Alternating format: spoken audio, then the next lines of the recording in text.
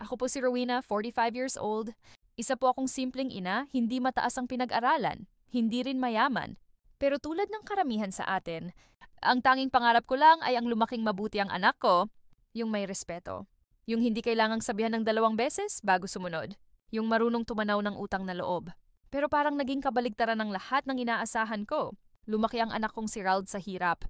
Wala siyang ama, iniwan kami nung 1 taong gulang pa lang siya. Ako ang nagsakripisyo ng lahat.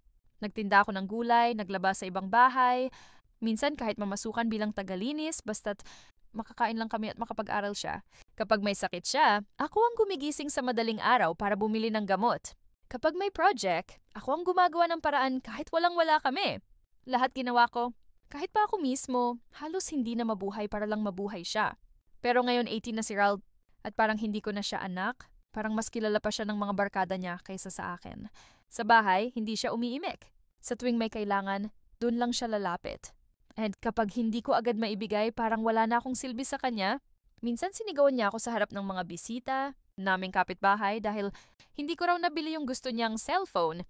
Wala kang kwenta. Ni cellphone di mo mabili?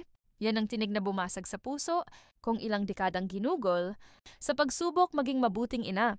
Pero ang pinakamasakit ay hindi yung sigawan, hindi yung pangmamaliit. Ang pinakamasakit ay yung pag-upo ko minsan sa bahay. Ang kaibigan kong si Aling Merly. Nandun yung anak niyang si Gio. Lumapit ito kay Aling Merly.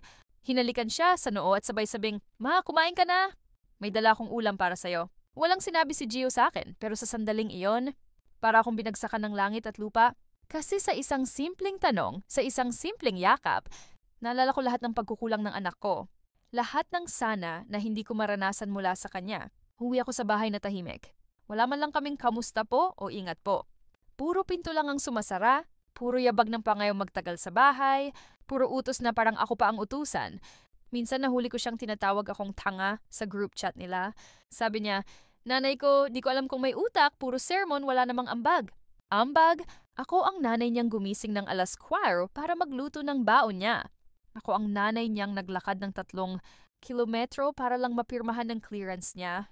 Ako ang nanay niyang minsan di na kumain para lang makabili ng bagong uniform niya. Pero para sa kanya, wala akong ambag. Ngayon, palagi akong tulala. Palagi akong umiyak tuwing gabi. Hindi ko na nga alam kung may saysay pa ba itong ginagawa ko. Sinasabi nilang lumalaking bastos ang bata kapag mali ang pagpapalaki. Pero paano kung ginawa ko na lahat, pero hindi pa rin naging sapat? Nakakainggit yung ibang magulang na niyayakap ng anak, niyayaya kumain,